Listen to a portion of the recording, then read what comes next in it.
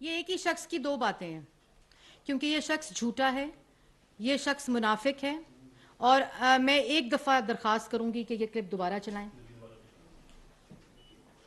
क्योंकि हो सकता है नाजरीन ने ना देखा हो। इनके कितने चेहरे हैं मुझे इसका अंदाज़ा अभी तक नहीं हो सका।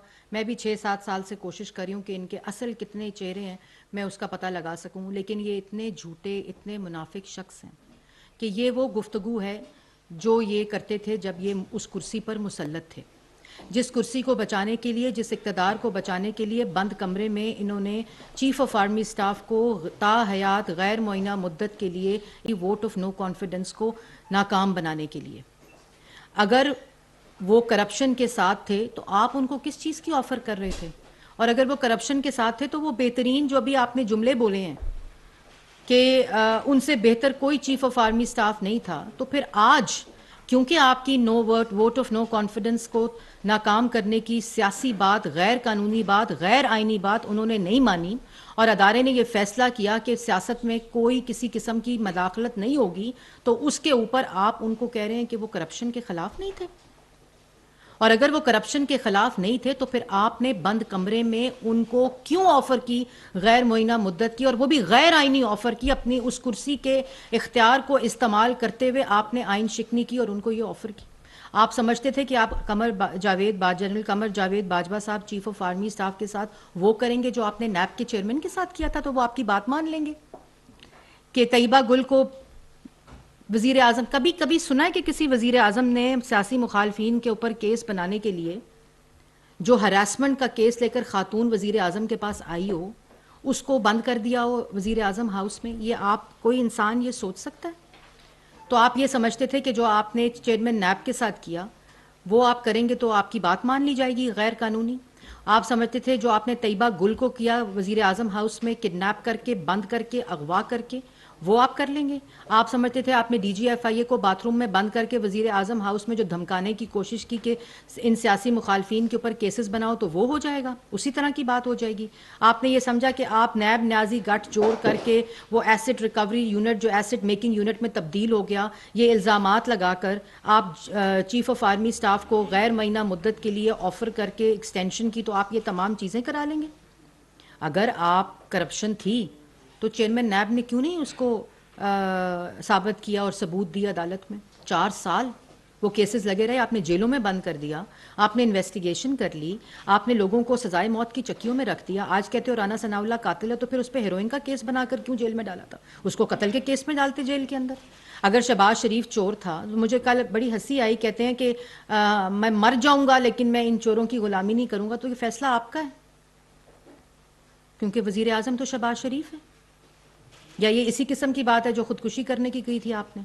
तो फैसला कर लें, आप जो बेहतर समझते हैं आप करें, क्योंकि आप 4 साल शहबाज शरीफ के खिलाफ कोई सबूत नहीं दे सके अदालत में। खाली पाकिस्तान की अदालत नहीं, आपने NCA में भेज दिए केसेस, आप कोई सबूत नहीं दे सके।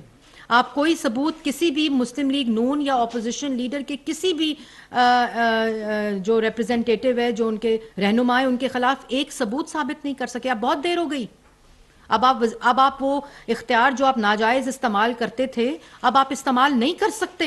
और आपके इस ऐलान ने कि 10 माह तक ये तहरीक जारी रहेगी, इस बात का सबूत दे दिया कि आप इलेक्शन नहीं चाहते।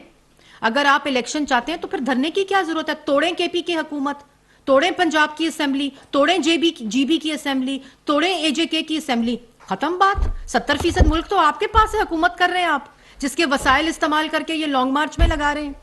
जो सैलाब के लिए लोगों का पैसा इकट्ठा किया, वो पैसा किधर है? वो लॉन्ग मार्च में लग रहा है। अगर आप इलेक्शन चाहते हैं तो फिर आपने लॉन्ग मार्च क्यों किया? आपके पास तो इख्तियार है, आपके पास तो हुकूमतें हैं।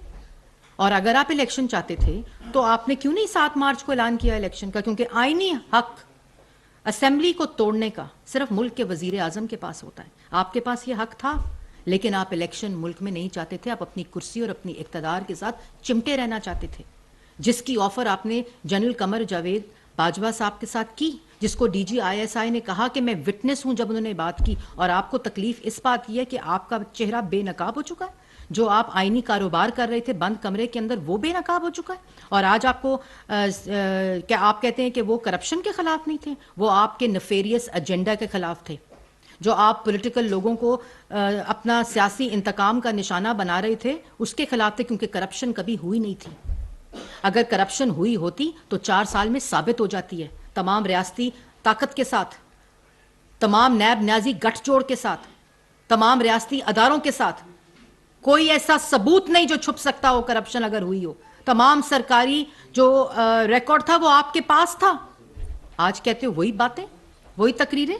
और उसके बाद जो तुम्हारा जो हालात हैं, मैंने जैसे पहले कहा, हालात मुल्क के बिल्कुल सुकून में, बिल्कुल ठीक है, बिल्कुल बेहतरी की तरफ तमाम इशारे जा रहे हैं। अल्लाह ताला का फजल है और कोशिश करेंगे। जो आवाम से वादा किया है, हालात सिर्फ उस कंटेनर की खराब है, क्राइसिस सिर्फ उस कंटेनर पे आया क्योंकि उस कंटेनर वाले शख्स को, जो फितना, फॉरेन फंडेड फितना कंटेनर खान है, उसको कोई मुंह नहीं लगा रहा, उसको कोई बैसाखी नहीं दे रहा, उसको कोई सहारा नहीं दे रहा। क्योंकि एम्पायर की उंगली का इशारा, जो उठने का ख्याल जिसको होता है, जिसको आदत होती है, आज वो बेयारो मददगार है।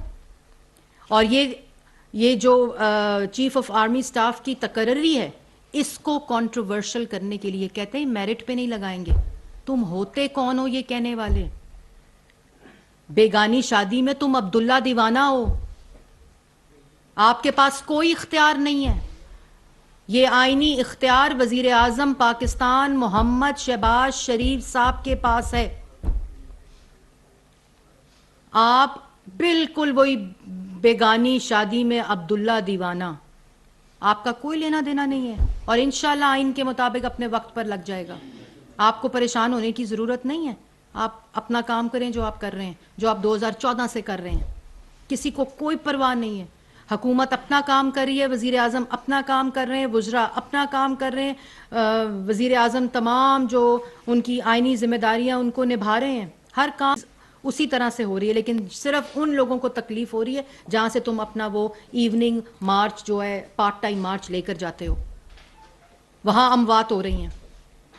और फिर कहते हैं वो जाने से पहले मुंह को फेस सेविंग चाहिए होती है, रात को जब वापस जाना होता है, जब लोग काम हो जाते हैं, तो फिर वहाँ जाके कहते हैं कि जी वो वहाँ से ऐलान होता है बहुत अहम मुज़ाकरात के लिए इमरान खान साहब रवाना।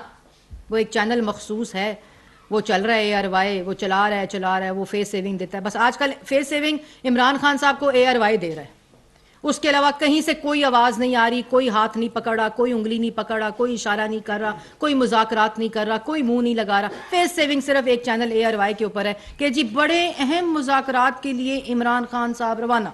और इमरान खान साहब ठीक 20 से 25 मिनट के बाद ट्वीट करते हैं कि मेरा घर करीब था लाहौर, तो मैं वहाँ चला गया, मैं किसी मुज़ाकरात में नहीं गया।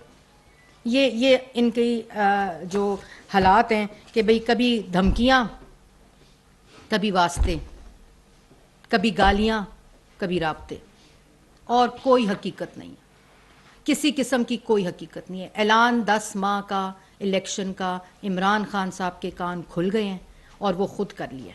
लॉन्ग मार्च की जो फितने की, फसाद की हकीकत है, वो सुप्रीम कोर्ट ने कल बता दी है कि पिछला जो 25 मई वाला लॉन्ग मार्च था, उसमें वकला को भेजकर सुप्रीम कोर्ट के अंदर गुमराह किया गया, गलत बयानी की गई।